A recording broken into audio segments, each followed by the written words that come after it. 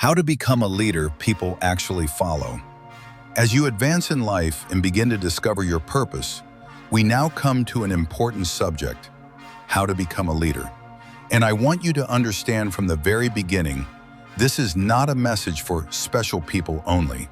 This is for housewives, for students, for mechanics, for clerks, for nursery workers, for secretaries, for masons and carpenters, for politicians and kings, because leadership is not reserved for a certain class of people. It is a responsibility placed inside human beings. Now, leadership is complicated, not because it is impossible to understand, but because it is subtle. Most of the people we call leaders are not true leaders. And the problem is this: if you do not know what something looks like, you cannot recognize it when you see it. If you do not know what a leader is supposed to look like, you cannot accurately identify one. So many people are following leaders who are simply professional manipulators. That is why I use the term true leadership, because most of the leaders people call leaders are not true leaders. Many of them use power, they threaten, they force, they pressure people to submit, they withhold from you in order to control you. They use words to stir emotions, and because people feel moved emotionally, they call them leaders. But true leadership is the opposite of those elements. So let's begin with the foundation, what true leadership actually is. Number one, true leadership is not about control, it is about service. Number two, true leadership is not about power, it is about empowerment. Many followers describe their leader by saying, "That is a powerful person." But when you say that, you may be exposing that they are not a true leader. A true leader produces followers who say, "That person empowered me. That person made me better. That person developed my ability." Number three, leadership is not about manipulation. It is about inspiration. Inspiration is one of the highest forms of leadership. True leaders do not manipulate people, they inspire them. Number four, leadership is not really about people, it is about purpose. True leadership is not about trying to find people to follow you. True leadership is about discovering a purpose and committing to pursue it. Leadership has more to do with you pursuing something than pursuing people. So true leaders do not seek followers.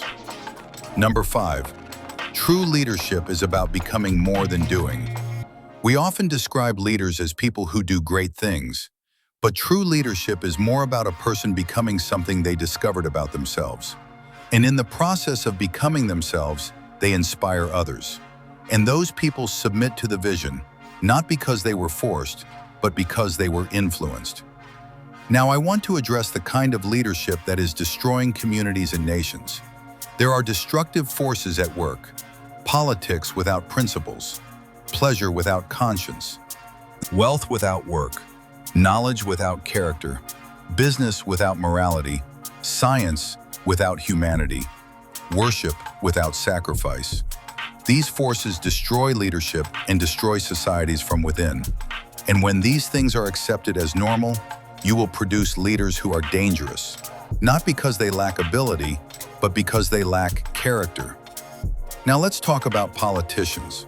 We do not need more politicians in leadership. We need leadership in politicians.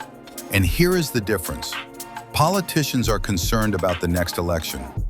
Leaders are concerned about the next generation. A politician wants to secure their seat. A leader wants to secure the future. Politicians focus on programs, not vision. Politicians are preoccupied with promises, not purpose. That is why many political systems do not naturally produce true leaders. They produce deal makers.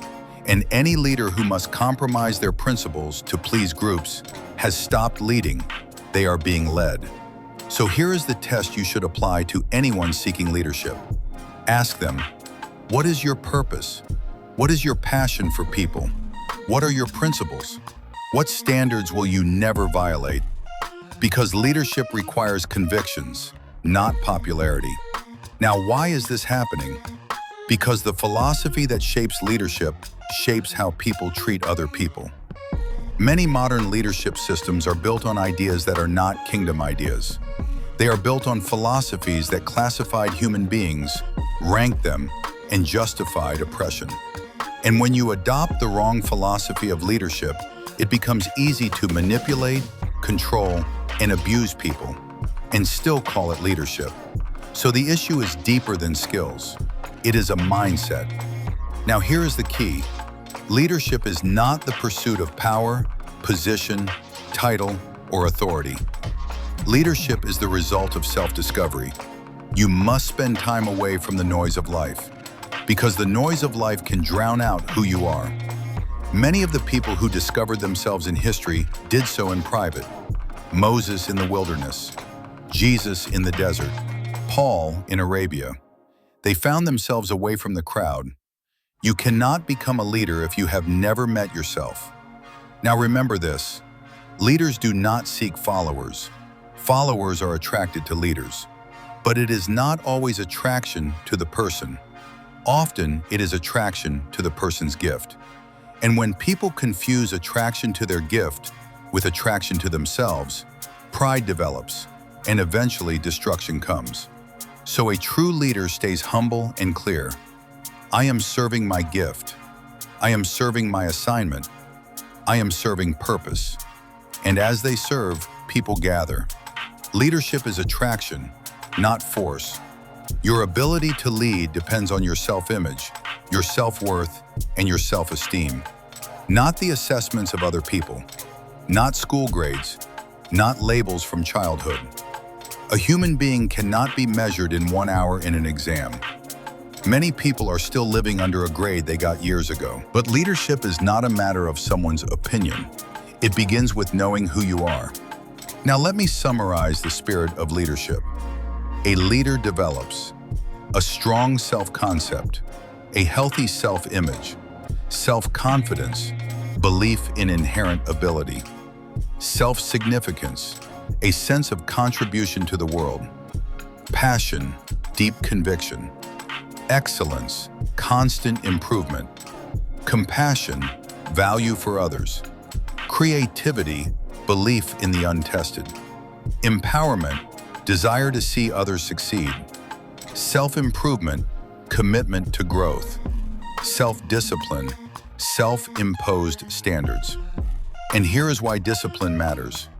Leadership is not a right you demand. Leadership is a privilege followers give you. And the only thing that holds leadership together is trust. When trust is broken, all you have left is a title.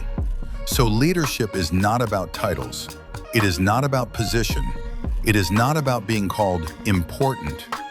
Leadership is self-discovery, self-government, and service to purpose. Find your gift, serve it faithfully, pursue purpose with discipline, and the world will be attracted to what you carry. That is how you become a leader people actually follow.